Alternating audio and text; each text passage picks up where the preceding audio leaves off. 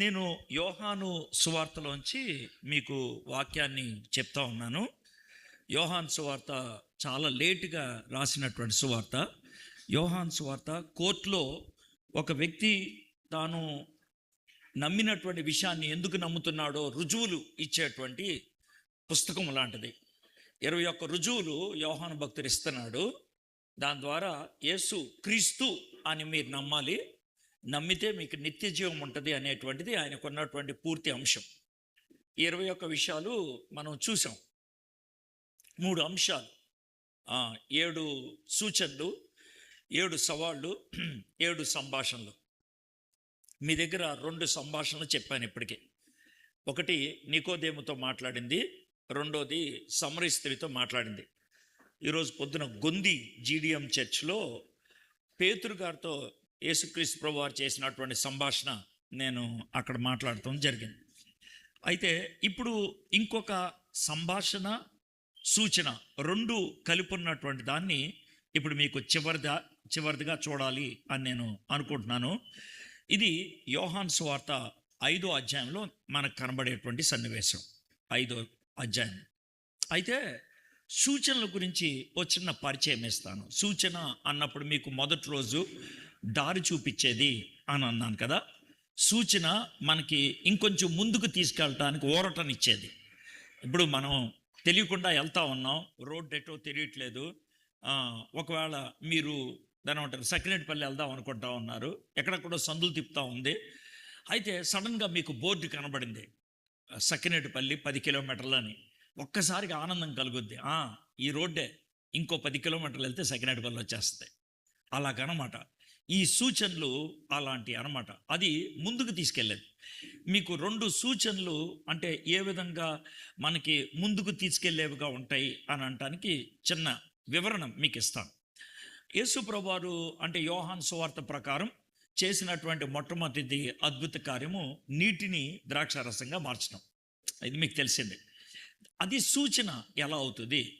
నీరు ద్రాక్షారసంగా మార్చడం బట్టి యేసు ప్రభువారు మాయలోడా, లేకపోతే అద్భుతాలు చేసేటువంటి వాడా, అక్కడితో ఆగిపోద్దా? ఆయన చేసినటువంటి ఆ పని ఇప్పుడు చూడండి. ఆయన చేసినటువంటి ఆ పని దేన్ని సూచిస్తుంది? దేన్ని సూచిస్తుంది? అది సూచన అంటే దేన్ని సూచిస్తుంది? ఇప్పుడు మనకి ద్రాక్ష రసం ఎక్కడి నుంచి వస్తాయి అంటే ద్రాక్ష పళ్ళ నుంచి వస్తాయి. ద్రాక్ష పండులోకి రసం ఎలా వచ్చింది అని అంటే గనక ఆ చెట్టుకున్నటువంటి గుణం అది. ఏంటి ఆ గుణం అని అంటే, ఆ చెట్టు నీళ్ళల్లో అంటే భూమిలోంచి వేళ్ల ద్వారా సేకరించిన నీళ్ళంతటినీ లాక్కొని మొత్తానికి ఆ కొమ్మ చివరున్నటువంటి ఆ కాయల దగ్గరికి పంపిస్తే, ఆ కాయలు ఆ నీళ్లను తీసుకొని దాన్ని ద్రాక్షారసంగా మరల్చి దాన్ని ఒక కాయలాగా తన దగ్గర ఉంచుకుంటుంది. నీటిని ద్రాక్షారసంగా మార్చేది చెట్టు. అది మన దగ్గరకు వచ్చేప్పటికి మనం చిత కొట్టి దాన్ని 3 రోజులు ఎంత 3 సంవత్సరాలు ఎంతో దాన్ని పులియపెట్టి మనము వైన్, ద్రాక్షారసము అని మనం అంటాం. కాబట్టి మనకి ఇప్పుడు ద్రాక్షారసం ఎక్కడి నుంచి వచ్చింది? ద్రాక్ష పళ్ళ నుంచి. ద్రాక్ష పళ్ళకి రసం ఎలా వచ్చింది? వేళల్లోంచి తీసుకున్నటువంటి నీళ్లు ద్వారా. ఓహో, నీళ్లే రసమైంది, నీళ్లే ద్రాక్ష రసమైంది. అవును. అయితే సహజ పద్ధతిలో, మామూలుగా సహజ పద్ధతిలో నీళ్లు ద్రాక్ష రసం అవ్వాలంటే 12 నుంచి 15 సంవత్సరాలు పట్టుద్ది. 12 నుంచి 15 సంవత్సరాలు. ఎందుకంటే నీళ్ళు తీసుకోవాలి, కాయ అవ్వాలి, అది పండు అవ్వాలి, దాన్ని కోసుకోవాలి, దాన్ని చెతకొట్టాలి, దాన్ని పులియ పెట్టాలి. ఇదంతా 12 నుంచి 15 సంవత్సరాలు అయితే నీళ్లు ద్రాక్ష రసం అవుతుంది. అయితే ఒక చెట్టు ఎక్కువ దిగుబడి ఇచ్చింది, బాగా ఎక్కువ ద్రాక్ష రసం వచ్చింది. అప్పుడు ఇశ్రాయేలీయులు ఏమనేవారు? దేవుడు నన్ను ఆశీర్వదించాడు, నాకు ఎక్కువ దిగుబడి ఇచ్చాడు, దేవుడు నాకు ద్రాక్ష తోటనిచ్చాడు, దేవుడు ఎక్కువ నాకు ద్రాక్ష రసాన్ని ఇచ్చాడు. అంటే దేవుడు ఎవరు అంటే చెట్టు ద్వారా 15 ఏళ్లలో నాకు ద్రాక్ష రసం ఇచ్చేవాడు. Very good. నీళ్ళు ఇస్తే చెట్టుకి 15 సంవత్సరాల తర్వాత నీకు ద్రాక్ష రసం ఇచ్చినటువంటి దేవుడికి స్తుతులు చెల్లించావు. బాగుంది. మరి యేసు ప్రభు వారికి నీళ్ళు ఇస్తే ఆయన ఏం చేశాడు? ఒక క్షణంలో ద్రాక్ష రసం చేశాడు. అయ్యా, నువ్వు నీళ్లు చెట్టుకేస్తే 12 సంవత్సరాల తర్వాత ద్రాక్ష రసం అయితే దేవుడు నాకు ఇచ్చాడు అని అన్నావు కదా, నీటిని ద్రాక్షారసంగా మార్చేది దేవుడే కదా 15 ఏళ్లలో సహజ పద్ధతిలో. అయితే మీరు నాకు నీళ్ళు ఇచ్చారు, నేను 1 నిమిషంలో మీకు ద్రాక్షారసం చేశాను. దీంతో మీరేమనుకుంటారు? దేవుడు చేసే పనే నేను చేశాను, దేవుడు చేసే పని నేను చేశాను. మరి నేను దేవుణ్ణి కాదా? నేను దేవుణ్ణి కాదా? నేను క్రీస్తుని కాదా? నా పేరు యేసు, నేను క్రీస్తుని కాదా? ఇది సూచన అని అంటే. ఇక రెండోది మనం చూస్తే, ఈ యేసు ప్రభు వారికి రొట్టిచ్చారు.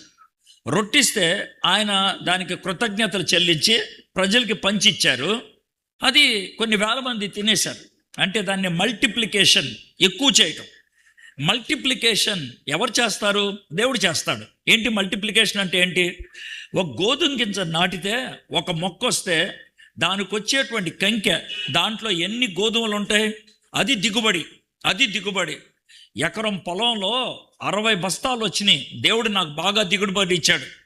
60 బస్తాలు నీకు వడ్లు వచ్చాయనంటే 60 బస్తాల వడ్లు నువ్వు నాటలా. మహా అయితే పావు బస్తా నాటుంటావు. పావు బస్తా నాటితే 60 బస్తాలు వచ్చాయి. 60 బస్తాలు. ఈ పావు బస్తాని 60 బస్తాలుగా చేసింది ఎవరు? దేవుడు చేశాడు. దాన్ని దిగుబడి అని అన్నారు. మల్టిప్లికేషన్ దేవుడు చేసేటువంటి పని. అయితే మీరు నాకు ఒక రొట్టె ఇచ్చారు, దాన్ని ఎరక్కొట్టి ప్రజలకు పంచిపెడితే ఇంతమంది తినేశారు. దేవుడు చెట్టు ద్వారా ఏదైతే చేశాడో నేను నా చేతిలో చేశాను. మరి నేనేమవుతాను? అర్థమైంది కదండి? సూచన ప్రాయం అంటే అది. సూచన చూడటం అంటే అదనమాట. ఈరోజు దీన్ని చూద్దాం. యోహాను సువార్త 5వ అధ్యాయం. ఓకే, మనం 1 నుంచి 16 దాకా దీన్ని చూస్తాం. ఓకే, ఇది మనం చూసేది. అసలు మీకు ముందు స్టోరీ చెప్పేస్తా, ఎందుకంటే ఏమవుద్ది అని తెలుసుకోవాల్సింది ఏమి లేదు. జరిగిందంతా మీరు వినే ఉండుంటారు కాబట్టి నేనేదో కొంచెం మర్మయుక్తంగా చెప్తున్నాను అనుకోకుండా ఉంటాను, కానీ స్టోరీ మీకు చెప్పేస్తాను. యేసు ప్రభు వారు యెరూషలేంకి వచ్చారు. యెరూషలేం దగ్గర బెతస్దా కోనేటి దగ్గర ఆయన 38 సంవత్సరాలుగా అస్వస్థతలో ఉన్నటువంటి ఒక వ్యక్తిని స్వస్థపరిచాడు. ఆయన బాగు చేసింది సబ్బాతు దినాన్న. కాబట్టి అడిగారు, రే ఎవర్రా నువ్వు పడకెత్తుకొని వెళ్తున్నావు సబ్బాతు రోజు అని అంటే, నాకు తెలుసు సార్, ఆయన మోసుకొని వెళ్ళమన్నాడు. ఆయన ఎవర్రా? తెలియదు సార్, నాకేమనో, నన్ను తీసుకెళ్ళమన్నాడు, నేను వెళ్ళిపోతున్నాను సార్. ఇది విషయం. 2 రోజుల తర్వాత యేసు ప్రభు అతను కనబడి, నేనే బాబు నీ పడకెత్తుకొని వెళ్ళమంది, బాబు నువ్వు ఇక్కడ నుంచి పాపం చేయొద్దు, పాపం చేస్తే మళ్ళీ ఎంతకంటే ఘోరమైన జబ్బు వస్తా అన్నట్లు చెప్పాడు. వాడికి కోపం వచ్చింది. ఎందుకని నన్ను పాపం చేయొద్దు అంటాడా అనేసి కోపం వచ్చి వాళ్ళు గురువుగారి దగ్గరికి వెళ్ళిపోయారు. వెళ్ళి, అయ్యగారు మొన్న అడిగారు కదా సార్, అరే సబ్బాతు రోజు ఎందుకు నడుచుకెళ్తాం అని. సార్ ఆడు ఎవడో తెలిసింది సార్, ఆడి పేరు అడ్రస్ ఇది సార్ అని ఆడి అడ్రస్ పేరు అంతా వాళ్ళకి ఇచ్చేశాడు. ఇస్తే వీడి సంగతి మేము చూసుకుంటాంలే అని అన్నారు. నెక్స్ట్ యేసు ప్రభుని వాళ్ళు పర్సిక్యూట్ చేయటం, శ్రమ పెడతాం మొదలు పెట్టేశారు. అది ఉంది బైబిల్లో. ఓకే, ఒకసారి అదొక్కటి చూడండి. దాంతో అది కీ అనమాట. 16వ వచనం మీరు చూస్తే, 15-16 చదువుతాను. వాడు వెళ్ళి తన్ను స్వస్థపరిచిన వాడు యేసు అని యూదులకు తెలియజెప్పాను. ఈ కార్యములను విశ్రాంతి దినమున చేసినందు నా యూదులు యేసుని హింసించిరే. అర్థమైందా? ఎంత ఘోరమో చూడండి. ఇడిగా 38 ఏళ్ళగానేమో అస్వస్థతలో ఉంటే వీడిని బాగు చేస్తే, వీడెళ్ళి మొత్తం యేసుప్రభు గురించి వాళ్ళకి చెప్తే వాళ్ళు యేసుప్రభుని హింసించడం మొదలు పెడతాం. ఇదండి స్టోరీ. దీంట్లో మీరు ఎప్పుడు ఈ వచనాలు చదవండరు. 38 ఏళ్ళోడు బాగుపడిపోయాడు, 38 ఏళ్ళోడు బాగుపడిపోయాడు, అది మీరు వినేసి వెళ్ళిపోయారు. కానీ ఆడి నీచ నికృష్ట దుర్మార్గుడు అనే విషయం మీకు అర్థం కాదా? అర్థమైందా? ఆడు నంబర్ 1 టెర్రరిస్ట్ అనే విషయం అర్థం కాదు. అర్థమైందా? అది ఇక్కడ ఉన్నటువంటి విషయం. అర్థమైందా? అది మనం తెలుసుకుంటే ఇది మనకి దేనికి ఉపయోగపడుతుంది, యేసుక్రీస్తు ప్రభువారు దేనికి సూచన ప్రాయంగా దీంట్లో ఉన్నారు అనే దాన్ని మనం తెలుసుద్దే. ఇప్పుడు మనం మొత్తాన్ని చదివేద్దాం. సో మొత్తం చెప్పేశాను కాబట్టి మీకు టెన్షన్ ఏం లేదు. మనం చూద్దాం. అటు తర్వాత యూదుల పండుగ ఒకటి వచ్చిన కనుక యేసు యెరూషలేమునకు వచ్చెను. దేవుని వాక్యం ఎప్పుడు కూడా వచనాలుగా చదవద్దు. మీరు ఎప్పుడు కూడా అధ్యాయాలు చదివేయండి. నేను ఇన్ని మూడు ప్రసంగాలు చేశాను ఈసారి. పోయినసారి యోసేపు గురించి ప్రసంగాలు చేశాను. ఏది తీసుకున్నా నేను పూర్తి వాక్య భాగం తీసుకుంటా. భాగం పారాగ్రాఫ్ లేకపోతే ఒక అధ్యాయం తీసుకుంటా. ఎందుకనంటే పరిశుద్ధాత్ముడు మనకి వచనాలు ఇవ్వాల, మనకి అధ్యాయాలుగా పుస్తకాలుగా ఇచ్చాడు. కాబట్టి మనం అలా చదివితేనే బాగుంటుంది. క్రాస్ రిఫరెన్స్ తప్పేం కాదు. అంటే ఈ వచనానికి ఇంకో వచనం జోడించడం, ఈ వచనానికి ఎక్కడ లింక్ కలిపితే బాగుంటుంది అనుకోవటం తప్పేం కాదు. చాలామంది అలాంటి ప్రసంగాలు చేస్తారు, నేను కాదన్నాను, తప్పేం లేదు. నేను కూడా కొన్ని సందర్భాల్లో చేసినవి ఉన్నాయి. కానీ బైబిల్ ధ్యానం చేసేటప్పుడు క్రాస్ రిఫరెన్స్లతో సంబంధం లేదు మనకు, అస్సలు లేదు. మనం చేయాల్సిందల్లా ఏంటంటే, ఈరోజు నేను యోహాను సువార్త 5వ అధ్యాయం చదువుతున్నాను. 5వ అధ్యాయం మొత్తం చదవటానికి నాకు టైం లేదనంటే నేను 2 పారాగ్రాఫ్లు చదువుతాను, లేకపోతే అందుట్లో ఉన్నట్టు ఒక సన్నివేశం అయ్యేదాకా చదువుతాను, ఒక సంఘటన అయ్యేదాకా చదువుతాను, 5-6 సార్లు చదువుతాను, 10 సార్లు చదువుతాను. దీంట్లోంచి నేను నేర్చుకునేటువంటి పాఠం ఏంటో ఆ రోజు ప్రభు దగ్గర నేర్చుకుంటాను. ఆ రోజు దాన్ని అన్వయించుకోవటం నేను నేర్చుకుంటాను. ఇది మనం చేయాల్సినటువంటి పని, ఇది ప్రతిరోజు చేయాల్సినటువంటి పని. మనము చాప్టర్లో ఒక సగం కానీ, లేకపోతే మరీ కఠినంగా ఉంటే ఒక పారాగ్రాఫ్ కానీ ఒక 10-15 సార్లు చదివితే మనకు ఒక చిన్న తలంపు వస్తుంది. ఆ తలంపుని మన జీవితంలో మనం అన్వయించుకోవటం అనేది మొదలు పెట్టాలి. అది మనం చేసే పని. అప్పుడు ధ్యానం చేసేటప్పుడు మనము అక్కడ లేని దానికోసం ఇదేంటి అని తెలుసుకోవాల్సిన ప్రయత్నం ఏమీ లేదు. తెలుసుకుంటే వచ్చేదాన్ని కూడా కష్టాలే. ఉదాహరణ చెప్తాను. అటు తర్వాత యూదుల పండుగ ఒకటి వచ్చాను గనుక యేసు యెరూషలేమునకు వెళ్ళాను అన్నా. ఒకటి వచ్చిన ఉన్నదే, అదేంటో తెలుసుకోవాలని ఉందన్నా. తెలుసుకొని ఏం చేస్తావో నాకు తెలీదు. అర్థం, అది ఏ పండగ అయితే నీకే.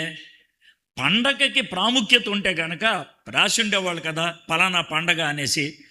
ఆ పండగకి ఏమన్నా వేరే పరమార్థం ఉందనుకో రాసి ఉండేవాళ్ళు కదా. రాయలేదంటే పండగ అనేది ప్రాముఖ్యం కాదు. ఒకటేంటంటే, యూదుల్లో మగోళ్ళంతా 3 పండగలకి ఖచ్చితంగా యెరూషలేముకి రావాలని ద్వితీయోపదేశకాండంలో, నిర్గమాకాండంలో రాశారు. ఈ పండగలకి పస్కా పండగ ఒకటి, పెంతెకోస్తు పండగ ఒకటి, తర్వాత పులియని రొట్టెల పండుగ ఒకటి. ఈ పండగలకి ఖచ్చితంగా యెరూషలేము వచ్చేయాలి. యెరూషలేము వచ్చి దేవాలయంకి వచ్చి వెళ్ళాలి. అది దేవుడు వాళ్ళకి పెట్టినటువంటి రూల్. కాబట్టి ఈ పండగలకి అందరూ కూడా వస్తారు. మగవాళ్ళంతా, ఎక్కడెక్కడ ఉన్న వాళ్ళంతా కూడా వచ్చి ఆ దేవాలయం దగ్గర గడిపి, లేకపోతే ఆ వాక్యం ఏదో ఒకటి విని వాళ్ళు వెళ్తూ ఉంటారు. ఇది వాళ్ళు చేసేటువంటి పని. అయితే ఆ 3 పండగల్లో ఏదో పండగే ఉండాలి. అంత మటుకు మనం తెలుసుకుంటే చాలు. ఆ పండగ ఏంటో తెలుసుకోవాలని ప్రయత్నం చేస్తే బుర్ర వేడెక్కి ఏమవ్వదు. తర్వాత కొంతమంది ప్రసంగికులు వచ్చి ఇక్కడ బైబిల్లో లేనిది నేను చెప్తానంటారు. బైబిల్లో లేనిది నాకు దేవుడు రాత్రి బయలు వచ్చాడని. అలాంటి వాళ్ళు కనబడితే ఎనొద్దు, చెవులు మూసుకోండి. మీకు బాగా తెలిసిన వాడైతే కనుక దగ్గర పిలిచి గోప మీద ఒకటి కొట్టి పంపించండి. అది మరి. అయితే ఒకసారి జరిగింది, ఇక్కడ ఇదే ప్రాంతంలో జరిగింది. ప్లేస్ ఏదో మీకు అనవసరం అండి, కానీ ఆయన నాకంటే పెద్దవాడు. ఆయన అర్థమైంది. ఇలాగే నీ వెనకాల కూర్చున్నా, ఇప్పుడు పైన కూర్చొని నేను. నాకు కూర్చుంటే కనుక నా హావభావాలు ప్రజలు చూస్తే డిస్టర్బ్ అవుతారని ఆ మూలలో కూర్చుంటాను నేను. పైన ఆ పక్కన కూర్చుని కొంచెం రిలాక్స్గా ఉంచి ఇక్కడ గోక్కోవడానికి ఉండదు స్టేజ్ మీద. ఇప్పుడు గోక్కుంటే ఇటు గోక్కుంటున్నాడు అని అంటారు ఎవరొకడు. అందుకని అక్కడ ఉన్నాం అనుకో ఏం చేసినా పర్లేదు మనకి. అందుకని ఆ మూలలో కూర్చొని ఉంటాం. ఇది మనం చేసే పని. ఇది ఎందుకు స్టేజ్ ఎక్కడ ఈయనకి ఏమన్నా వినయమా తగ్గింపట ఏం లేదు, ఫ్రీగా ఉండొచ్చు అని అంతే. మీరు అనవసరం ఎక్కువ ఆలోచిస్తారేమో అని చెప్తున్నాను. అంతేం లేదు, మామూలుగా అంటారు. అది పరిస్థితి. సరే, ఇక్కడ అలాగే కూర్చున్న బలవంతంగా పైకి రమ్మంటే కూర్చుంటే ఆయన ప్రసంగం చేస్తూ యోహాను సువార్త 8వ అధ్యాయం తీసుకొని, ఆ వ్యభిచారంలో పట్టబడిన అమ్మాయి ఉంటుంది కదా, దాని గురించి తీసుకొని అక్కడ వీళ్ళేమో అడుగుతూ ఉన్నారన్నమాట. ఏం చేయమంటావు రాళ్ళు కొట్టి చంపమంటావు అని. యేసుప్రభువు ఏమో కింద కూర్చొని నేల మీద ఏదో రాస్తున్నాడు అని ఉంటుంది యోహాను సువార్తలో. నేల మీద ఏమో రాయిచుండెను అని ఉంటుంది. అర్థమైందా? ఈ పాస్టర్ గారు అంటాడు, ఆయన ఏం రాస్తున్నాడు నాకు తెలుసు అంటాడు అని మొత్తానికి చెప్పేశాడు. దాని మీద ఒక అరగంట ప్రసంగం చేశాడు. ఏదైతే బైబిల్ చెప్పట్లో దాని మీద ప్రసంగం చేశాడు ఆయన. మొత్తం ప్రసంగం అంతా అదే. అర్థమైందా? అది చెప్పేసేసి చెమటలు కక్కుంటూ దిగిపోయాడు ఆయన. తర్వాత భోజనం పెడతారు కదా, ఆయన నేను పక్కన కూర్చొని భోజనం చేస్తున్నాం. అయ్యగారు అన్న ఏంట పెద్దాను కదా, అలాగే పిల్ల అయ్యగారు ఏంటంట. అయ్యగారు ఎంతకు మీరు దేవుడా దేవా అన్నా. ఆయనకు ముందు అసలు అర్థం కాలేదు. ఏం బాబు అన్నాడు. సార్ మీరు దేవుడా లేకపోతే దెయ్యమా అని అన్నా. అని అంటే ఆయనకి జోకేస్తాను. సార్ నేను జోకేట్లేదు సార్, సీరియస్గా అడుగుతున్నా అన్న. మీరు ఎంతకు దేవుడా దెయ్యమా అని అన్నా. ఏమో అలా అడుగుతున్నావు అన్నాడు. అదిగా సార్ ఎందుకు అడుగుతున్నానంటే చెప్తాను చూడండి. ఇప్పుడు యోహాన్ గారు అక్కడ ఉన్నారు సార్, యోహాన్ గారు అక్కడ ఉన్నారు, సీన్లో ఉన్నారు. యోహాన్ గారు అక్కడ ఉన్నారు. యోహాన్ గారికి కూడా కనబడలే ఏమి రాశాడు. యోహాను గారికి కూడా కనబడలేదు ఏమి రాశాడు. ఆయన పాప యథార్థంగా ఏమో రాశాను అని అన్నాడు. మీరేమో నాకు తెలుసు అంటున్నారు. అంటే ఆయన ఏం రాశాడో తెలిసేది ఇద్దరికే, ఒకటి దేవుడు తెలుసు, ఇంకోటి దెయ్యం గడి తెలుసు. మీరిద్దరు అంటట్లో ఏదో ఒకటి అనేసి నా ఉద్దేశం. అర్థం? దాని మీద మీరు పైగా అరగంట ప్రసంగం చేశారు, ఏమో రాశాను అన్న దాని మీద. కాబట్టి అది మీకు ఎలా తెలిసిందో తెలుసుకుందామని మీరు దేవుడా దెయ్యమని అని అంటే మొహం మాడిపోయింది. 2 ముద్దలు తిన్నాక పెద్ద ఆయన సార్, పెద్దవాళ్ళు మీరు సార్, లేని వాటి గురించి మాడదు సార్, మీకు దండం పెడదు, ఉన్నాయి చెప్పండి సార్, ఉన్నాయి చెప్పండి. మీకు ఎందుకు చెప్తానంటే మీ దగ్గరికి రకరకాల స్పీకర్లు వస్తారు ఈ ఏరియాకి, మహా 100 కూడా ఎక్కడికి వస్తారు. పనికి మాలిన వాళ్ళు కూడా ఎక్కువ మంది ఎక్కడికి వస్తూ ఉంటారు ఈ కోనసీమ ఏరియాకి. అంటే ఇక్కడంటే ఈ జీడియం చర్చి కాదు, ఈ ప్రాంతానికి వస్తూ ఉంటారు. వాళ్ళు ఏం మాడతారో వాళ్ళకే తెలియదు. కాబట్టి మీరు జాగ్రత్త అంటే మీరు వాక్యం చదవండి, బైబిల్లో లేనిది వాళ్ళు చెప్తుంటే వినొద్దు. అవకాశం దొరికితే కనుక అడిగేయండి ఎలా తెలుసుకున్నారనేసి, బాగుంటుంది. ఓకే, సరే చూద్దాం. యెరూషలేములో గొర్రెల ద్వారము దగ్గర హెబ్రీ భాషలో బెతస్తా అనబడిన ఒక కోనేరు కలదు, దానికి 5 మంటపములు కలవు. యెరూషలేము అనేది ఒక పట్టణం, మీకు తెలుసు కదా యెరూషలేము. అయితే ఒక ఊరు, మనం ఇప్పుడు మాట్లాడాలంటే ఒక ఊరు. యెరూషలేము అనే అసలు ఆ స్థలం ఉందే, ఆ స్థలాన్ని దావీదు గారు కొన్నారు. ఎంత ఉంటుంది స్థలం అని అంటారేమో, జాగ్రత్త ఏమనండి.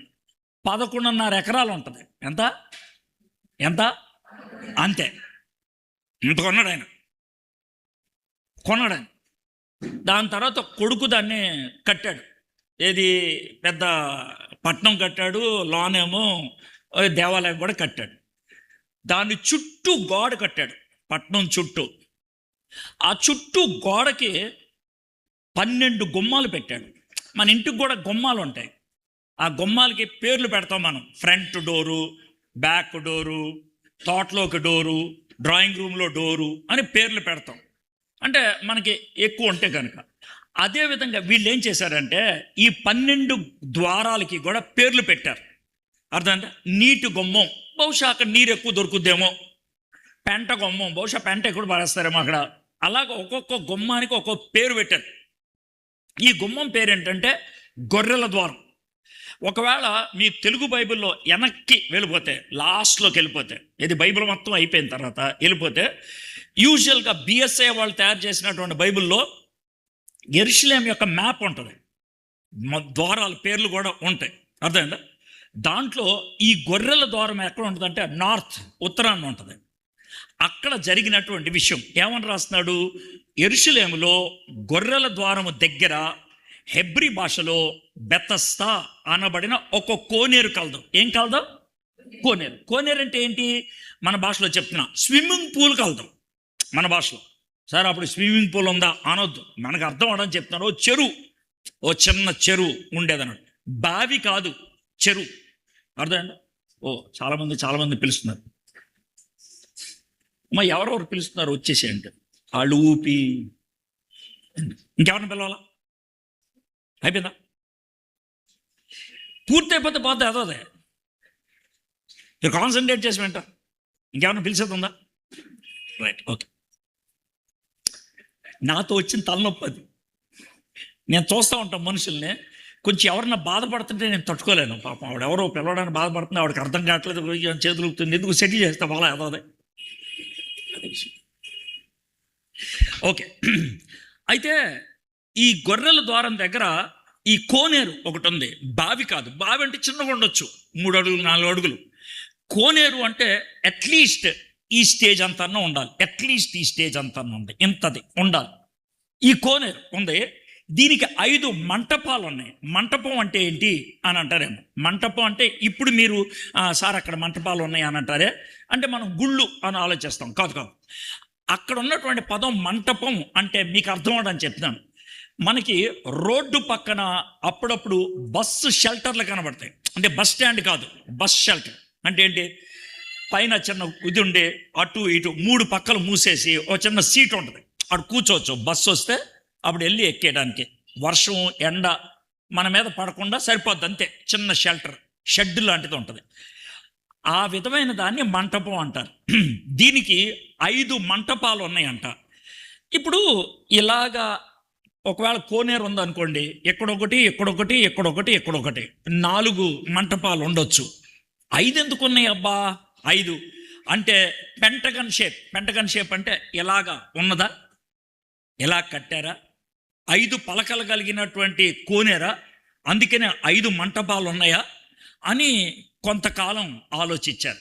అసలు ఎందుకు వచ్చింది అలాంటి ఆలోచన అంటే మీకు విషయం తెలియదు. ఇప్పుడున్నటువంటి ఆధునిక ప్రపంచానికి ఆ మంటపం ఎక్కడుందో తెలీదు. ఆ మంటపం కనబడలేదండి. నేను చెప్తుంది మంటపం, అది మంటపం కాదు, కోనేరు ఎక్కడుందో కోనేరు కనబడలేదు. కాబట్టి అసలు కోనేరు ఉందా లేదా, కోనేరు ఉంటే ఐదు పలకలు ఉన్నాయా, ఈ కోనేరు ఇప్పుడు ఎక్కడికి ఉంది, ఇంత స్పష్టంగా రాశారు, గొర్రెల ద్వారం దగ్గర అన్నారు. ఈ గదంత ప్రాంతాన్ని మనం ఒక అరెకరం స్థలంలో ఎత్తుతున్నాం, అరెకరం స్థలంలో. ఎందుకంటే 11 ఎకరాల్లో ఒక్కొక్క గుమ్మానికి ఒక ఎకరం వేసినా కూడా ఎకరం స్థలంలో ఎత్తుతున్నాం మనం. ఎకరం స్థలంలో ఇంత పెద్ద గుమ్మం, ఇంత పెద్ద కోనేరు కనబడట్లా. కాబట్టి అది లేదా? ఇది చాలామందికి వచ్చిన ప్రశ్న. చాలామంది క్రైస్తవుల్ని కాని వాళ్ళు, బైబిల్ని తిట్టేవాళ్ళు, మీ బైబిల్ తప్పు, బైబిల్ ఉంటే కనుక నిజమైతే బెతస్దా కోనేరు ఎక్కడ ఉందో చెప్పండి అని అడగటం మొదలుపెట్టారు. పాపం మన వాళ్ళకి చూపించడం రాలా. కొంతమంది ఏం చేశారంటే కవరింగ్ చేయాలనేసి, సార్ బెతస్దా కోనేరు అనేది ఆధ్యాత్మికమైంది, కంటికి కనబడేది కాదు, అర్థమైందా? దానికి 5 ఒడ్లు అంటే ఏది చివర 5 ఉన్నాయి ఒడ్లు. ఈ 5 ఒడ్లు 5 పుస్తకాలు, ఆదికాండం, నిర్గమకాండం, లేవీకాండం, సంఖ్యాకాండం, ద్వితీయోపదేశ కాండం. ఆ మధ్యలో ఉన్నది ఈ కోనేరు. ఈ కోనేరులో జబ్బులు పోతాయి, కానీ ఇతనికి జబ్బు పోలేదు.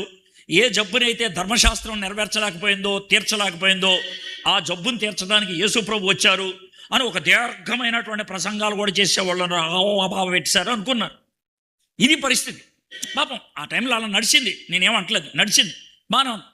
అయితే 1888లో స్విస్ దేశానికి చెందినటువంటి ఆయన కొన్రాడ్ స్కక్, CONRAD, జర్మన్ పేరు, స్కక్ SCUCK.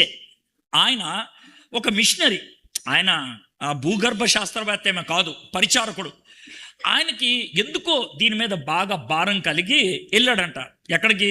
యెరూషలేంకి వెళ్ళి ఈ గొర్రెల ద్వారం ఎక్కడుంటుందో అక్కడికి వెళ్ళి, అక్కడ ఎక్కడ ఉంటుంది, ఇక్కడ మనం దీనికి ఎతకాలి అని ఆయన ఆలోచించాడంట. ఇది అంటే ఈ కోనేరు గురించి ఎప్పుడు దాకా రాశారు? 200, 300 దాకా రాసుకుంటూ వచ్చారు. ఆ తర్వాత రాయటం మానేశారు.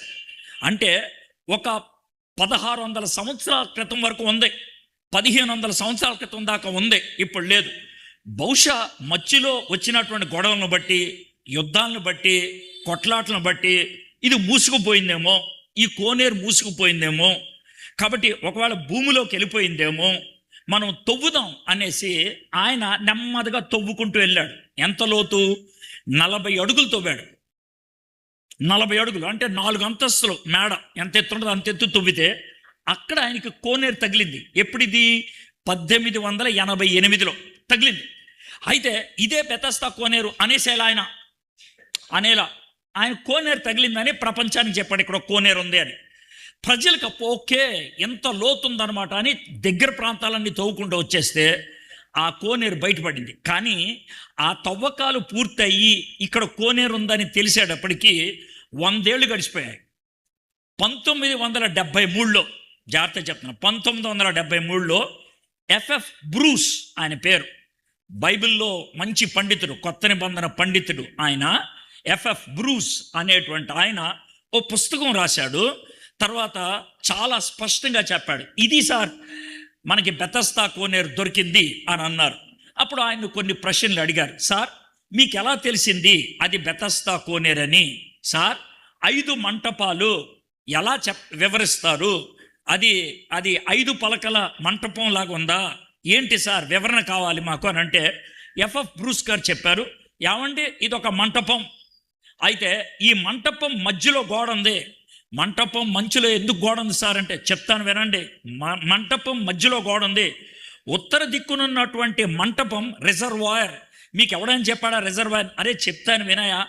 ఉత్తర దిక్కునున్నది రిజర్వాయర్, దక్షిణ దిక్కునున్నటువంటిది కోనేరు. దక్షిణ దిక్కున ఉన్నటువంటి కోనేరులోకి మనుషులు దిగేవాళ్ళు, ఉత్తర దిక్కునున్న దాంట్లోకి దిగేవాళ్ళు కాదు. ఎందుకు చెప్తున్నారు? ఉత్తర దిక్కునున్న దానికి మెట్లు లేవు, దక్షిణం దిక్కున్న దానికి మెట్లు ఉన్నాయి. మధ్యలో గోడ మీద కూడా ఒక మంటపం ఉన్నది, 4 దిక్కులు 4 ఉన్నది, మధ్యలో ఒక మంటపం ఉన్నది. ఉత్తర దిక్కున్నది రిజర్వాయర్, దాంట్లోంచి దీంట్లోకి నీళ్లు వస్తూ ఉండేవి. ఇది పరిస్థితి అన్నాడు. ఇప్పుడు మనకి మంటపం దొరికిపోయింది, మంటపం ఏంటో దొరికింది. కాబట్టి ఇప్పుడు ఇది మనకు సూచన అయి కూర్చుంది. బైబిల్ దేవుని వాక్యం. బైబిల్ లేని దాన్ని రాయదు, బైబిల్ జరగని దాన్ని కల్పించి రాసేది కాదు. స్పష్టంగా అర్థమవుతుంది. 3-4 వచనాలు. ఆయా సమయాలకు దేవదూత కోనేట్లో దిగి నీళ్లు కదిలించట కలదు. నీరు కదిలింపబడిన పిమ్మట మొదట ఎవడు దిగునో వాడు ఎట్టి వ్యాధి గలవాడైనను బాగుపడును కనుక ఆ మంటపములలో రోగులు, గ్రుడ్డివారు, కుంటివారు, ఓచకాల చేతులు గలవారు గుంపులుగా పడి ఉండిరి. ఈ భాగంలో 3వ వచనంలో దేవదూత వచ్చి కదిలింపబడటం అనేది ఉన్న చూసావా? కొన్ని ప్రాచీన ప్రతుల్లో అది లేదు, కొన్నాటిలో ఉంది. మీకు చాలా స్పష్టంగా చెప్తున్నా, కొన్ని ప్రాచీన ప్రతుల్లో అది లేదు, కొన్నాటిలో ఉంది. సార్ ఇది ఎంతకే ఉందా లేదా? ఉంది. దేవదూతలు కదిలించడం అని వాళ్ళు నమ్మారు. ఆ విధంగా నమ్మి అక్కడ కూర్చున్నారు. సార్ అది నిజమా? నిజం కాదు. మన నిజం కాంతి ఎందుకు రాశారు? అలా నమ్మారు కాబట్టి రాశారు. యేసు ప్రభుని చుట్టూ ఉన్న వాళ్ళు ఏమన్నారంటే బయల్జుబబు అనేటువంటి దెయ్యం పట్టినోడు అని అన్నారు. అది నిజమా? మరి ఎందుకు రాశారు సార్? అలా నమ్మారు, ఏం చేస్తాం మరి? వాళ్ళు నమ్మారు కాబట్టి అట్లా రాశారు. వాళ్ళు ఏమంటారో అది రాశారు. బైబిల్ ఏమన్నారో అది రాసి అలా అన్నారు. ఇక్కడ కూడా అదే, దేవదూత వచ్చి కదిలించేటువంటి నమ్మకం ఉంది, అందుకనే అలా చేశారు. అలా జరుగుద్దా? జరగదో? అలాంటిది బైబిల్ సిద్ధాంతమా? కాదు. కోనేరు లాంటి కాన్సెప్ట్లు మనకున్నాయా? లేదు. సార్ మరి అడ్డాళ్ళు పెతస్తా కోనేరు పెట్టేశారంటే నేనేం చేయను? జీసస్ కాల్స్ మన దినకరన్ గారు కోనేరు పెట్టారు సార్, ఏం చేయను? నేను ఏం చేయనయా? ఆడికి వెళ్తే జబ్బులు వస్తాయి నీకు, అంతే. ఉన్న జబ్బు పోద్దేమో కానీ ఆడ చాలామంది దిగి బయటకు వస్తారేమో, ఆ జబ్బులు నీకు వస్తాయి. కాబట్టి అక్కడికి వెళ్ళి దిగొద్దని చెప్తాను నేను, ఒకవేళ వెళ్తే. అర్థమైందా? ఇది పరిస్థితి. ఈ బెతస్తా దగ్గర, అడ్డాడ దగ్గర ఒక ఆయన ఉంటాడు, ఆయన లోన్ ఉంటాడు. ఆయన ఏమంటాడంటే నేను కదుపుతాను, దూకితే ఎవడో ఆడికి జబ్బులు పోతే డబ్బులు తీసుకున్నవాడు ఉన్నాడు. ఈ మాటలు ఆయన కూడా వెళ్తాయి. అడ్డాళ్ళలో వాక్యం చెప్పడానికి వెళ్తే ముందు రోజు నాకు ఫోన్ చేసి చెప్పారు, సార్ అడ్డాడు వస్తున్నారు, మీరు శవమై బయటకు వెళ్తారని. సింగిల్గా వచ్చి మాట్లాడతాను ఆయనతో చెప్పానన్నా. నేను సింగిల్గా వచ్చి మాట్లాడతాను చెప్పు అని అన్నా. వెళ్ళి వాక్యం చెప్పొచ్చా? ఇలాంటి పిచ్చి పిచ్చి ఆశలో ఎదురా అని చెప్పొచ్చాను. అర్థమైందా? సమస్య లేదు సార్. ఇప్పుడు మనం ఒకడికి భయపడి ఎంతకాలం సత్యాన్ని దాచిపెడతాం? సరే వదిలే. సరే ఇంతకీ ఇది ఏంటి సార్ అని అంటే, కొంతమంది పండితులు రాసింది నాకున్నటువంటి ఒక చిన్న అనుభూతిని బట్టి బహుశా ఇది అయి ఉంటుంది అని నేను అనుకున్నా. ఏమైంటి ఉంటుంది అనుకుంటాను అని చెప్తాను. నేను 2-3 చాట్లు చూశాను ఇలాంటివి, కానీ ఒక ఉదాహరణ చెప్తాను. న్యూజిలాండ్ దేశంలో ఆక్లాండ్ పెద్ద పట్టణం, అన్నిటికంటే పెద్ద పట్టణం. ఆక్లాండ్ పట్టణానికి 100 కిలోమీటర్ల దక్షిణాన ఒక చిన్న ప్లేస్ ఉంటుంది, దాని పేరు రొట్రోవా. అర్థమైందా? రొట్రోవా. నేను ఎందుకని ఇన్నిసార్లు ఆ పేరు చెప్పానంటే, మీరు ఒకవేళ యూట్యూబ్లో నేను చెప్పిన పేరు రొట్రోవా అని కొట్టినా, న్యూజిలాండ్ రొట్రోవా అని కొడితే నేనేం చెప్పానో అదంతా మీరు యూట్యూబ్లో చూస్తారు. మీరు గూగుల్ చేస్తే కనుక గూగుల్లో కూడా దాని గురించి అంతా వస్తుంది. ఏంటనంటే ఆ ప్రదేశం చాలా మంచు ప్రదేశం, చల్లగా ఉంటుంది. ఎంత చల్లగా ఉంటుంది అంటే, నేను వెళ్ళిన రోజు -23 డిగ్రీలు ఉంది. -23 అంటే ఫ్రిడ్జ్ ఉంటుంది కదా, ఫ్రిడ్జ్లో డీప్ ఫ్రిడ్జ్ ఉంటుంది కదా, దాంట్లో ఎంత ఉంటుందో అంత టెంపరేచర్ ఉంది. కాబట్టి ఎక్కడ చూసినా కూడా మంచు, 2-3 అడుగులు ఎత్తు మంచు, తెల్లటి మంచు. అర్థమైందా? 2-3 పర్ల స్వెటర్లు వేసుకుంటే కానీ అక్కడ ఉండలేం. కానీ మనుషులు వణుక్కుంటేనే అక్కడికి వస్తారు ఆ మంచు ప్రదేశాన్ని. సుమారు ఎంత ప్లేస్, ఒక గ్రౌండ్ ఉంటుంది. ఆ గ్రౌండ్ చుట్టూ మనుషులు నుంచొని ఉంటారు. ఎందుకు నుంచుంటారో చెప్తాను. అలా నుంచున్నప్పుడు సుమారు గంట లేకపోతే గంటన్నర ఆ టైంకి మధ్యలో ఒక చిన్న గుంట ఉంటుంది. ఆ గుంటలోంచి భూమిలోంచి నీళ్లు పైకి వస్తాయి. ఎంత పైకి? 16 నుంచి 18 అడుగులు. అంటే సుమారు 2 అంతస్తుల ఎత్తు నీళ్లు పైకి ఎగసిపడి కిందకి పడతా ఉంటాయి నీళ్లు. మీకు బ్లో అవుట్ అయినప్పుడు ఏం జరుగుద్దో అలాగ జరుగుద్ది అనమాట. అర్థమైందా? అలాగా భూమిలోంచి నీళ్లు 2 లేదా 3 నిమిషాలు అలాగ 16 నుంచి 18 అడుగులు నీళ్లు పైకెక్కి కింద పడిపోతే అంతే జరిగేది. అదే అది చూస్తారు. ఆ తర్వాత కొద్దిసేపు ఆగుతారు. ఎందుకు ఆగుతారంటే ఆ భూమిలోంచి వచ్చేటువంటి నీళ్లు 140 డిగ్రీలు వేడిలో ఉంటాయి. మనకి 100 డిగ్రీలు అప్పుడు నీళ్లు మసులుతాయి, దానికి 40 డిగ్రీలు పెరుగు ఉంటుంది. అర్థమైందా? దాంట్లో ఎవడైనా ఏలు పెడితే తోలు ఊడొచ్చేస్తుంది వెంటనే, ఎటువంటి అనుమానం లేకుండా. అంత వేడి నీళ్ళు అంత చల్లటి ప్రదేశంలో భూమిలోంచి వస్తాయి పైకి. అయితే వీళ్ళు ఏం చేస్తారంటే ఆ నీళ్లు పైకి ఎక్కి కింద పడిన ఒక పావు గంట ఆగుతారు. పావు గంట ఆగి పరిగెత్తుకుంటా ఆ నీళ్ళ దగ్గరికి వెళ్ళి 2 రకాలైన మనుషులు వెళ్తారు. కొంతమంది అందమైన అమ్మాయిలు వెళ్తారు, కొంతమంది మామూలు వాళ్ళు వెళ్తూ ఉంటారు. అందమైన అమ్మాయిలు చేసే పని ఏంటంటే ఆ నీళ్లు పడిన చోట ఆ నీళ్లు తీసి మొహానికి కొట్టుకుంటారు. కొట్టుకొని వెంటనే టిష్యూ పేపర్ తెచ్చుకుంటారు. ఆ టిష్యూ పేపర్తో తుడుస్తారు. చూసి వీలైతే అద్దంలో కూడా చూసుకుంటారు. ఇది జరుగుతుంది, నేను అబద్ధం ఆడట్లా, కాబట్టి యూట్యూబ్లో చూడండి. వాళ్ళు చేసే పని అంటే కింద పడి నీళ్ళు మొహానికి కొట్టుకొని టిష్యూ పేపర్తో చూసుకొని అద్దంలో చూసుకుంటారు. ఇది వాళ్ళు చేసే పని. ఎందుకు సార్ అంటే ఆ భూమిలోంచి వచ్చేటువంటి నీళ్లు అవి అగ్ని పర్వతంలోంచి వచ్చిన నీళ్లు, దాంట్లో సల్ఫర్ ఉంటుంది. ఆ సల్ఫర్ కలిసిన నీళ్లు, వేడి నీళ్లు మొహానికి కొడితే మీరు బ్యూటీ పార్లర్కి వెళ్ళి బ్లీచ్ చేయించుకుంటారే, అంటే వైట్ హెడ్స్ బ్లాక్ హెడ్స్ ఉంటే దాన్ని ఒక్కొక్క దాన్ని పీకుతూ ఉంటారే, అది ఎవడో పేకక్కర్లా. ఆ నీళ్లు మొహాన్ని పెట్టి టిష్యూ పేపర్ని కడిగేస్తే, తుడిచేస్తే నీ ముఖం బ్లీచ్ చేసినప్పుడు ఎంత అందంగా ఉంటుందో అంత అందంగా ఉంటుంది. అందుకని ఆడికి వెళ్తారు. ఇది అమ్మాయిలు చేసేటువంటి పని. కొంతమంది ఉంటారు, వాళ్ళు షర్టు కూడా ఇప్పేసి ఆ నీళ్ళల్లో డొర్లి బయటకు వచ్చి తుడుచుకుంటారు. వాళ్ళు ఎందుకు చేశారు సార్ అలాగా అని అంటే వాళ్ళకి బహుశా గజ్జుండి ఉంటుంది, స్కిన్ డిసీజ్ ఉండుంటుంది. ఆ నీళ్లు గజ్జి ప్రాంతానికి తాకితే 2 రోజుల్లో గజ్జి మాడిపోద్దాయి, పోద్దాయి. ఎందుకనంటే నియోమైసిన్, సోఫ్రామైసిన్ ఇలాంటి ఆయింట్మెంట్లు ఉంటే చూడండి, దాంట్లో ఉండేటువంటి పదార్థాల్లో ఖచ్చితంగా సల్ఫర్ ఉంటుంది. అది మెయిన్ డ్రగ్. అది నేరుగా భూమిలోంచి వచ్చింది. అది శరీరానికి అంటుకోగానే వెంటనే 2 రోజుల్లో మాడిపోద్ది. కాబట్టి ఆ వాటర్ని మిరకల్ వాటర్ అంటారు, కానీ అది భూమిలోంచి వచ్చేది. బహుశా అప్పట్లో అలాగా అప్పుడప్పుడు కింద నుంచి నీళ్ళు వస్తూ ఉండుంటే ఎవరు చేస్తున్నారో తెలీదు, ఎలా చేస్తున్నారో తెలియదు, కాబట్టి దేవదూత అనేటువంటి మాట ఉపయోగించారు. ఎవడు కూడా దేవదూతను చూసినట్లు లేదు అక్కడ. అయితే ఆ నీళ్ళల్లో దూకినప్పుడు కొన్ని జబ్బులు పోతున్నాయి, కాబట్టి జబ్బులు పోతాయని అక్కడ కూర్చున్న వాళ్ళు ఉన్నారు. అర్థమైందా? దీంట్లోంచి మనం నేర్చుకునే ఆత్మీయ పాఠం ఏమీ లేదు. మరి ఎందుకు సార్ ఎంతసేపు చెప్పారంటే అనవసరంగా కెలుగుతారేమో రేపు పొద్దున అనేసి చెప్పేశా. ఎంతకు మించి మనం తెలుసుకునేది ఏమి లేదు. ఇప్పుడు మనం పాఠం నేర్చుకునేది ఉంది. ఇక్కడ నుంచి చూద్దాం. ఆ 5వ వచనం. అక్కడ 38 ఏండ్ల నుండి వ్యాధి గల ఒక మనుష్యుడు ఉండెను. ఆ మనిషికి వయసు 38 కాదు, జబ్బు 38 ఏళ్ళ నుంచి ఉంది. వాడి వయసు ఎంతో మనకు తెలియదు. 50 ఏళ్ళు ఉండొచ్చు, 60 ఏళ్ళు ఉండొచ్చు. కాబట్టి పెద్దోడు, పెద్ద వయసు. చాలామంది పండితులు చెప్పేది అతనికి 60 ఏళ్ళు ఉండొచ్చు అనేసి. 60 ఏళ్ళు. అతనికి 60 ఏళ్ళు అయితే 38 సంవత్సరాలుగా, అంటే 22వ ఏట జబ్బు వచ్చింది. అప్పటి నుంచి వాడు అక్కడే కూర్చున్నాడు. అది వాడి పరిస్థితి. నెక్స్ట్ 6వ వచనం.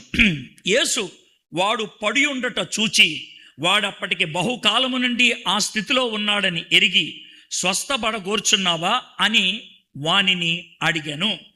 ఇప్పుడు అసలు మెయిన్ సీన్లోకి వస్తున్నాం. ఏంటి ఆ మెయిన్ సీన్ అని అంటే, అక్కడ ఒక 100 మంది ఉన్నారు అనుకుందాం.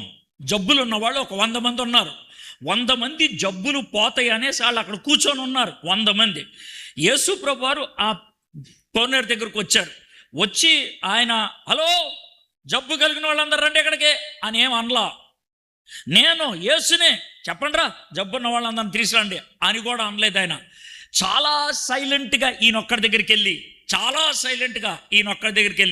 ఈయనొక్కడితోనే మాట్లాడుతూ, ఏం బాబు నీకు స్వస్థపడాలనుందా అని అడిగాడు. మీకు అర్థమైంది కదా. ఇప్పుడు మనం అడగాల్సిన క్వశ్చన్ ఏంటంటే, యేసయ్యా ఒకసారి పక్కొస్తావా, ఎందుకే ఒకసారి పక్కన నేను మాట అడగాలి. ఏంటి చెప్పు. ఏం లేదు యేసయ్యా, అక్కడ 100 మంది ఉన్నారు కదా. ఉన్నారు. ఆ 100 మంది జబ్బున్న వాళ్ళే కదా. అవును. వాళ్ళందరికీ స్వస్థత కావాలి కదా. అవును. అందుకే కదా కోనేరు దగ్గర ఉన్నది. అవును. నీకు స్వస్థత చేయగలిగే శక్తి ఉంది కదా. అవును. మరి అందరినీ స్వస్థపరచవచ్చు కదా. ఆడొక్కడితో ఎందుకు మాట్లాడేసి వచ్చావు నువ్వు? చెప్పా నాకు చెప్పు. ఎందుకు వచ్చేవాడు ఒక్కడితో మాట్లాడేసి? అదా ఏంటంట, ఉందిలేయా నేను అందరి దగ్గరికి వెళ్ళను. అవునా, నువ్వు అందరికీ రక్షకుడు కాదా? నేను అనలా, నేను అందరి దగ్గరికి వెళ్ళను అన్నా. అందరితో నేను మాట్లాడను. మరి ఎలాగా? నువ్వు ఎవరితో మాట్లాడాలో ఎవరితో మాట్లాడకూడదో ఎలా డిసైడ్ అవుద్ది? డిసైడ్ అవుద్ది ఆ పైన డిసైడ్ చేయాలి. పెద్ద ఆయన డిసైడ్ చేస్తే నేను వెళ్తా. అదేంటిది? మరి అంతే, పెద్ద ఆయన డిసైడ్ చేస్తే వెళ్తా. ఇప్పుడు నెక్స్ట్ అధ్యాయంకి రండి, ఒక వచనం చూద్దాం. 6వ అధ్యాయం 44వ వచనం. 6వ అధ్యాయం 44వ వచనం చూద్దాం. నన్ను పంపిన తండ్రి వానిని ఆకర్షించితేనే గాని ఎవడును నా యొద్దకు రాలేడు. అంత్య దినమున నేను వానిని లేపుదును. కాబట్టి నేను వాడి దగ్గరికి ఎందుకు వెళ్ళా, లేకపోతే వాడితో నేను ఎందుకు మాట్లాడా, వాడితో నేను ఒక లింక్ ఎందుకు ఏర్పరచుకున్నా? పెద్ద ఆయన కోరుకున్నాడు కాబట్టి, పెద్ద ఆయన కోరుకున్నాడు, పైన ఉన్న ఆయన కోరుకున్నాడు కాబట్టి నేను వెళ్ళాను. ఆయన కోరుకోకపోతే నేను వెళ్ళాం. ఇప్పుడు మీరు మీటింగ్లో ఎందుకున్నారు? ఇక్కడ ఈ మీటింగ్లో ఎందుకు కూర్చొని ఉన్నారు? బహుశా మీకు భోజనం కూడా అయిపోయి ఉంటుంది, మధ్యలో వెళ్ళి తినేసి వచ్చి ఉంటారు. అర్థమైందా? చికెనో గికెనో ఏదో పెట్టుండి ఉంటారు, చివరి రోజు కదా పెట్టుండి ఉంటారు. బాగానే ఉంది, హాయిగా తినేశారు, పని అయిపోయింది, ఇంటికి వెళ్ళిపోవచ్చు కదా. వెళ్ళకుండా ఎందుకున్నారు? నేను వస్తున్నప్పుడు 2 ఆటోల్లో కొంతమంది వెళ్ళిపోయారు. అప్పుడే నేను చూసా. ఆటోకు 6-7 ఎక్కారు. చూసా. అది ఆ ఆటోని జాగ్రత్తగా ఎందుకు చూశానంటే, నేను వెళ్తుంటే నేనేదో అడ్డన్నట్టు పీపీ అని కొట్టాడు. ఈడెవడరా, మీటింగ్ జరుగుతుందా పీపీ అని కొట్టాడని చూస్తే ఆడ వెనకాల పెద్ద బొమ్మలు ఉన్నాయి, బొమ్మలతో అర్థమైపోయింది ఆడెవడో. నేను చాలా పరిశీలనాత్మకంగా చూసా. దీంట్లోకి ఎవడెక్కుతాడంటే మన వాళ్ళే 6 ఎక్కారు. ప్రైజ్ ది లార్డ్ బ్రదర్ అని చెప్పి మరీ ఎక్కారు. యాదవది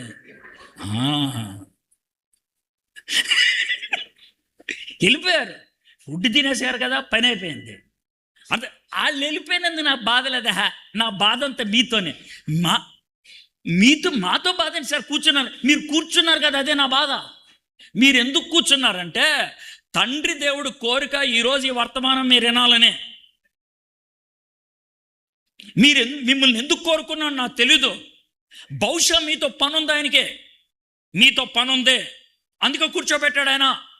కాబట్టి ఇనేసి సంకలు కొట్టుకొని వెళ్ళిపోవడానికి కాదు, ఇన్ని దాన్ని పనిలో పెట్టడం మీ బాధ్యత.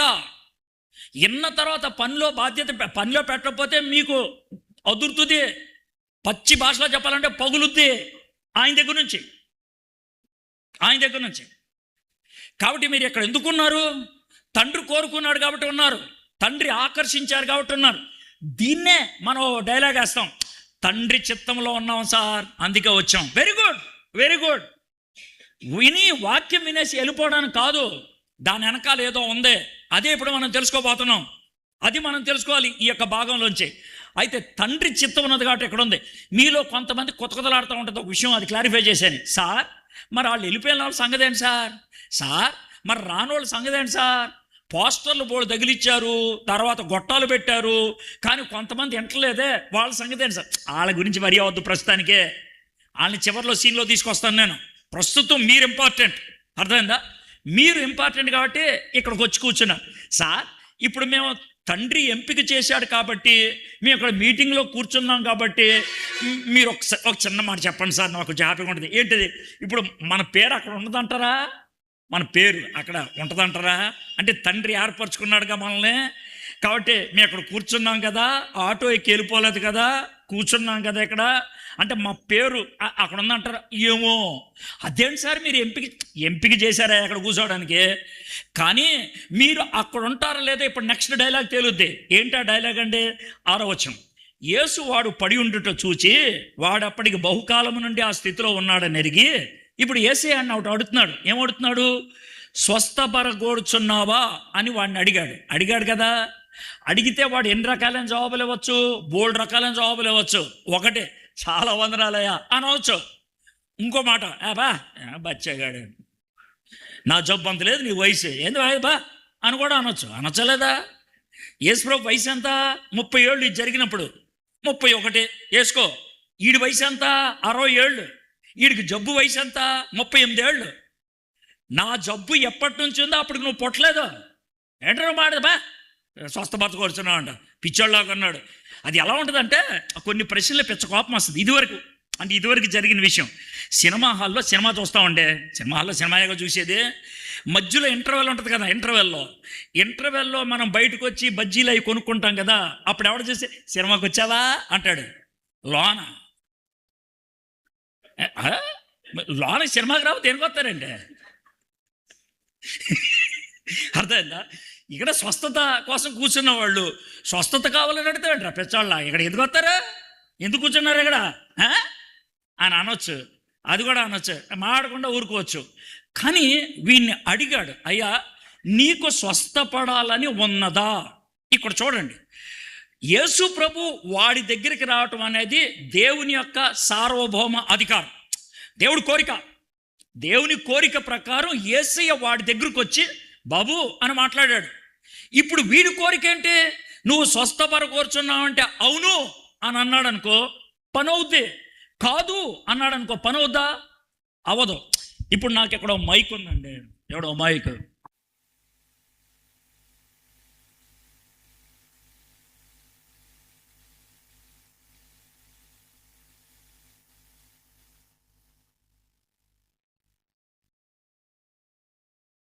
అందుకే వినబడలా.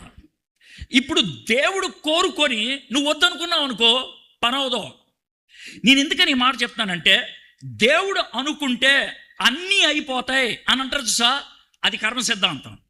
బైబిల్ చెప్పేది అది కాదు. బైబిల్ చెప్పేది ఏంటంటే దేవుడి సార్వభౌమ కోరిక ఒకటి ఉంటుంది, సావరిన్ విల్, సార్వభౌమ చిత్తం అనేది ఉంటుంది. ఆ చిత్తములో నువ్వు ఉన్నావు కాబట్టి ఇప్పుడు అక్కడ కూర్చున్నావు. ఆ చిత్తములోకి నువ్వు కూడా అమర్చబడితే, నువ్వు కూడా ఒప్పుకుంటే, నువ్వు కూడా అంగీకరిస్తే దేవుడు అనుకున్నది నీ జీవితంలో జరుగుతుంది. అయితే నాకొద్దు అనుకుంటే, దేవుడు అనుకున్నాడు కానీ నువ్వేం చేసావు? నాకొద్దు అనుకున్నావు. దేవుడు అనుకున్నాడు కానీ నువ్వేం చేసావు? నాకొద్దు అనుకున్నావు. కాబట్టి దేవుని చిత్తములో ఉండి దేవుని కోరిక ప్రకారం ఈ మీటింగులకు వచ్చి మీటింగుల్లో వాక్యాలన్నీ విని చచ్చి నరకానికి వెళ్ళే కొంతమంది ఎక్కడ ఉన్నారు. అది ఎవరు తప్పు? మీది. కాబట్టి దేవుని యొక్క అమరికలో ఉన్నారు, దేవుని యొక్క చిత్తములో ఉన్నారు, దేవుని యొక్క కనుసైగుల్లో ఉన్నారు, దేవుని చిత్తములో ఉన్నారు, మీటింగ్లో కూర్చున్నారు. దేవుడు ఇలాంటి మీటింగ్లో నిన్ను అడిగేటువంటి ప్రశ్న, నువ్వు స్వస్థపడగోరుచున్నావా?